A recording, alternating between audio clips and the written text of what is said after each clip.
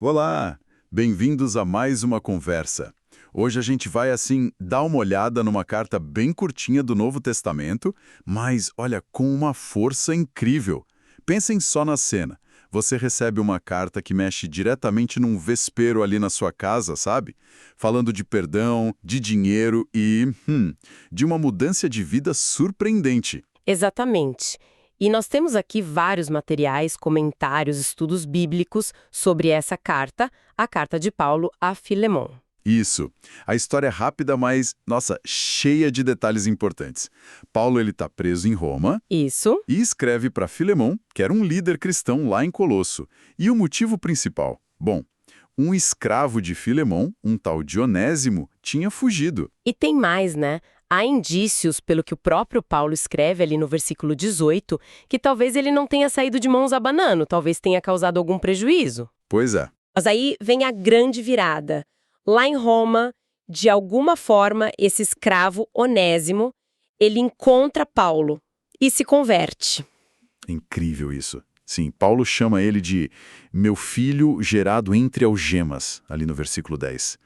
E agora, Paulo toma uma decisão, mandar Onésimo de volta para Filemon. Só que não de qualquer jeito, né? Esse é o pulo do gato. Não mesmo. Ele não volta só como um escravo que fugiu, que cometeu uma falta grave. Paulo envia de volta como um irmão caríssimo em Cristo. Tá lá no versículo 16. Imagina a cabeça do Filemon com isso. Com certeza. Porque, veja bem, pela lei romana da época, Filemon tinha todo o direito de punir o Onésimo e punir severamente, até com a morte, pela fuga. Era legal. Sim, perfeitamente legal. Mas Filemon não era só um cidadão romano. Ele era um cristão conhecido, importante. A igreja se reunia na casa dele. Está lá no versículo 2. Exato. Então, como ele ia agir? Se ele perdoasse o Onésimo, sabe, outros donos de escravos podiam olhar e dizer, tá sendo fraco. Era um péssimo exemplo para a ordem social da época. Podiam mesmo. Mas, por outro lado, se ele pegasse pesado, aplicasse a lei romana com todo o rigor, como ficaria o testemunho dele como cristão? E a igreja que se reunia ali, onde o Onésimo agora era tecnicamente um irmão na fé. Uma verdadeira sinuca de bico, né? Uma situação muito delicada. Muito. Então, o nosso foco hoje é justamente esse. Vamos tentar destrinchar o jeito que o Paulo lida com isso, investigar os argumentos dele, que são, assim, de uma habilidade notável, e tirar as lições, né, sobre relacionamento, perdão, restituição e essa transformação que a fé pode trazer. Tudo com base nesses materiais que a gente analisou. Certo. Então, vamos começar situando os personagens. Primeiro, quem escreve? Paulo, ele está preso em Roma e faz questão de dizer isso logo de cara, né? Prisioneiro de Cristo Jesus. Sim, no versículo 1. E é curioso, né? Porque ele não usa a autoridade de apóstolo aqui, como faz em outras cartas. Verdade. E os estudos que a gente viu sugerem que isso é de propósito. Ele não quer ordenar, ele quer pedir. Apelar pelo amor, como ele diz nos versículos 8 e 9. Faz sentido. Ele até menciona que está velho, que está preso. Exato.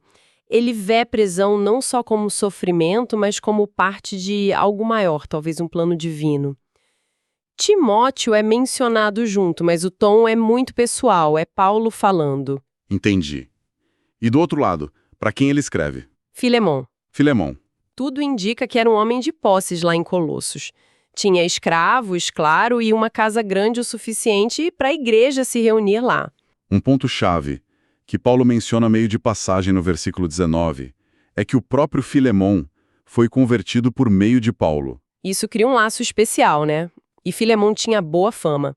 Era conhecido pela fé em Jesus, e isso é crucial para o apelo de Paulo pelo amor que ele tinha por todos os irmãos na fé. Isso está no versículo 5. Sim, Paulo até o chama de sinergos, colaborador, parceiro na missão. E ele tinha essa reputação de reanimar o coração dos santos, como diz o versículo 7. Era um cara que encorajava os outros. Legal. E no meio dessa história toda está o Onésimo. Isso, como a gente já falou, ele fugiu E pelo que Paulo escreve lá no verso 18, parece que ele deu algum prejuízo para o Filemon. Talvez tenha roubado alguma coisa. Ele vai parar em Roma, talvez tentando se esconder na cidade grande, né? E lá encontra Paulo. E a vida dele muda. Ele se converte. E o nome dele, Onésimo, significa útil, né? Exatamente. E Paulo faz um jogo de palavras muito interessante no versículo 11. Ele diz: antes, Onésimo era inútil para Filemon, mas agora, transformado, ele se tornou realmente útil.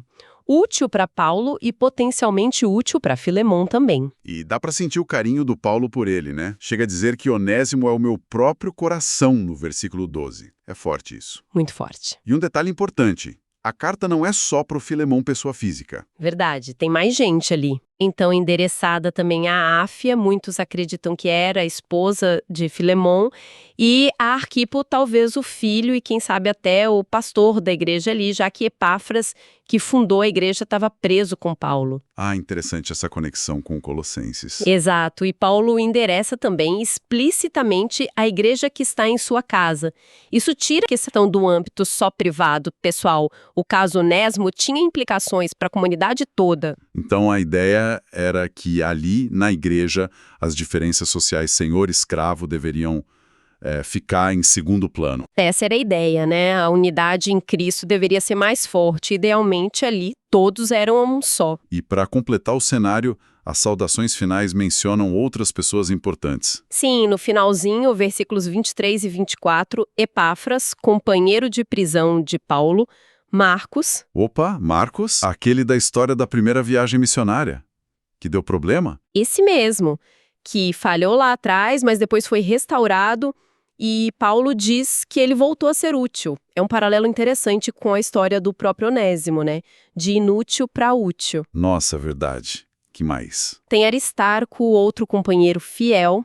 Demas, que infelizmente a gente sabe, por outra carta de Paulo, depois o abandonou por amar o presente século. E Lucas, o médico amado. Essa lista mostra bem a rede de apoio, né? Como eles eram conectados. Com certeza. Bom, com esse cenário todo desenhado, a gente pode mergulhar na estratégia do Paulo ao escrever. É uma peça de, muita delicadeza e persuasão. Como ele aborda o Filemon, então? Ele não vai direto no ponto difícil. Ele começa elogiando o Filemon, lá nos versículos 4 a 7, e de forma sincera, específica, diz que sempre ora por ele, agradece a Deus pela fé e pelo amor que Filemon demonstra a todos os cristãos. Ele lembra daquela reputação de encorajador, né? Reanimar o coração dos santos. Exato. Isso não é só para agradar. É para reconhecer o caráter do Filemon. E, claro, prepara o terreno para o pedido que vai vir. Fica a lição.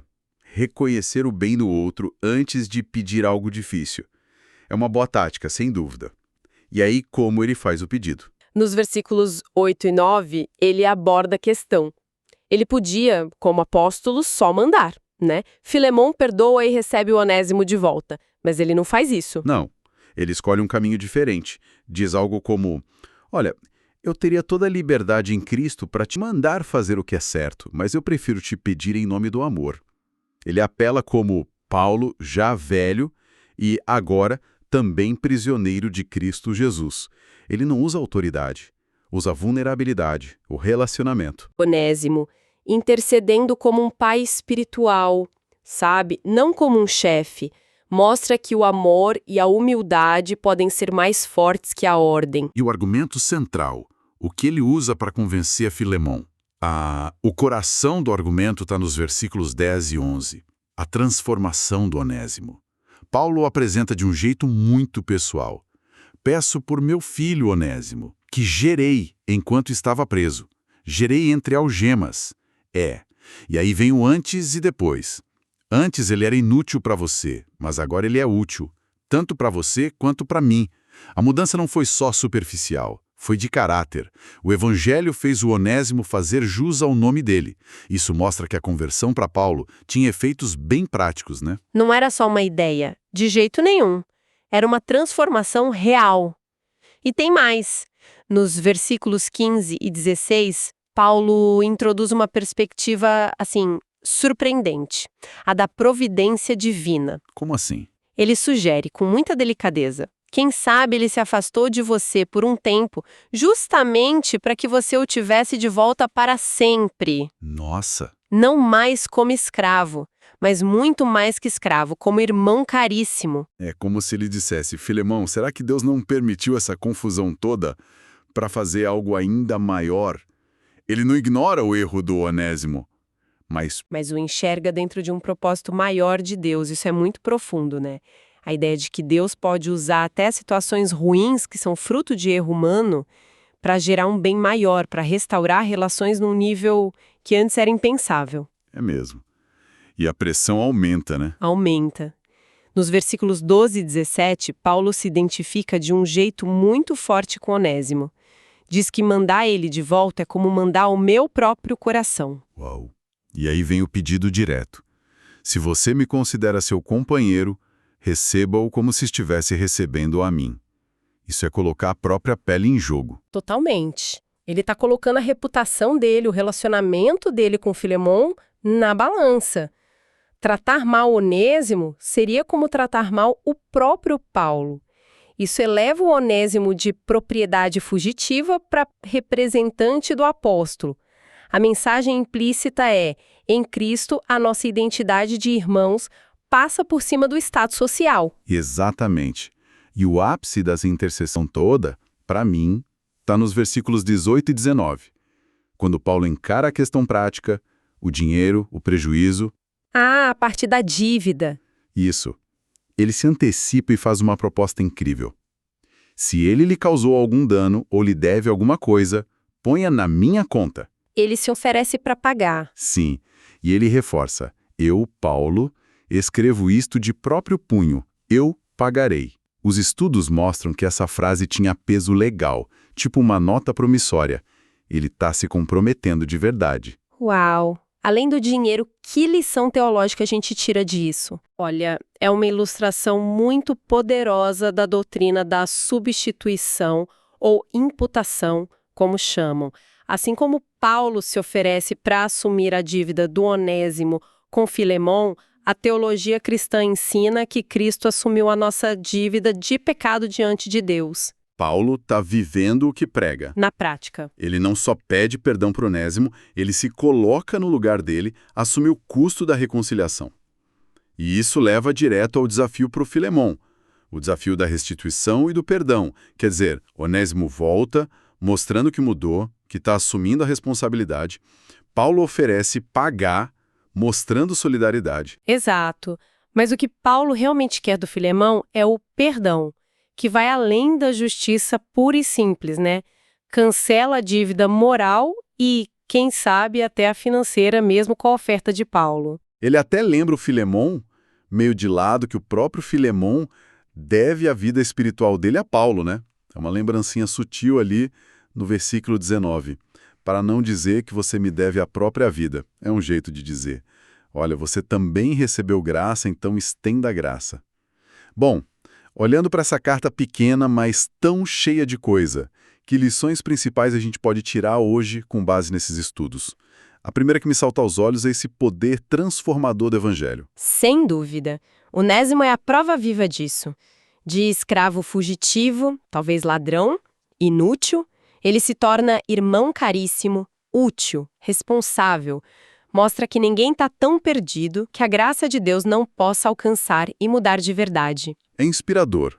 Outro ponto forte é sobre os relacionamentos entre cristãos, né? Fundamental. A carta insiste que esses relacionamentos devem superar as barreiras sociais, culturais, daquela época e da nossa hoje. A identidade em Cristo, irmão caríssimo, se torna mais importante que qualquer outra etiqueta, seja senhor, escravo, rico, pobre. Somos chamados a ver e tratar uns aos outros primeiro como família de Deus. Com igual valor, igual dignidade. Isso era revolucionário naquela sociedade e continua sendo um desafio para nós hoje, né? Com certeza. E o papel do Paulo nisso tudo é fascinante. Ele age como um verdadeiro construtor de pontes. Totalmente. Ele não foge do conflito, ele entra no meio.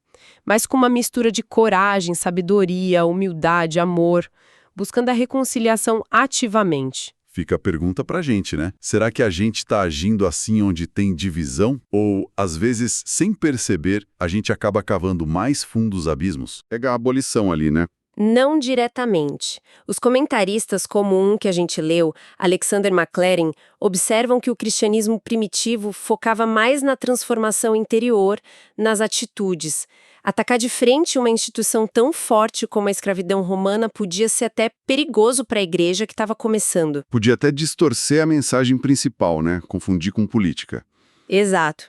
Mas, ao mesmo tempo, Paulo planta ali umas sementes que são como dinamite para a base da escravidão. Amor de irmão, igualdade espiritual, dignidade de cada pessoa em Cristo. Quando ele pede para Filemão receber Onésimo não mais como escravo, mas como irmão caríssimo. Isso redefine tudo na prática. A estrutura legal talvez não mude na hora, mas a dinâmica humana é transformada. É como minar o sistema por dentro. Não é à toa que a tradição diz que Onésimo acabou sendo liberto e se tornou bispo. O cristianismo age de dentro para fora. Interessante essa visão de mudança gradual, começando pelo coração. Outra coisa que me chamou a atenção foi a confiança do Paulo na oração. Sim, no versículo 22. Ele pede para o Filemão preparar um quarto para ele, porque ele espera ser solto da prisão como resposta às orações da igreja. Ele acreditava mesmo que a oração do povo de Deus fazia diferença. Acreditava. Tem um comentário que resume bem. Quando o homem trabalha, mas quando o homem ora, Deus trabalha. Ele contava com isso. E para fechar o ciclo, a graça. Ela está em todo lugar na carta. Do começo ao fim, abre com graça e paz no versículo 3 e fecha com a graça do Senhor Jesus Cristo esteja com o espírito de vocês no versículo 25. É a graça de Deus que torna tudo possível, né? A salvação do Onésimo, a fé do Filemão, a sabedoria do Paulo. E principalmente a própria possibilidade de perdão e reconciliação numa situação tão complicada. Tudo vem da graça desse favor que a gente não merece. Então, o que a gente vê nessa análise a partir dos materiais que recebemos é um retrato muito vivo, muito íntimo, de como a fé cristã deveria funcionar na prática, especialmente onde os relacionamentos são mais tensos. Exato. Paulo não dá uma receita pronta, nem ignora a dureza da situação, mas ele apela para a nova identidade de Filemão em Cristo, mostrando que isso muda tudo, até a relação mais desigual da época, que era senhor e escravo. É realmente impactante.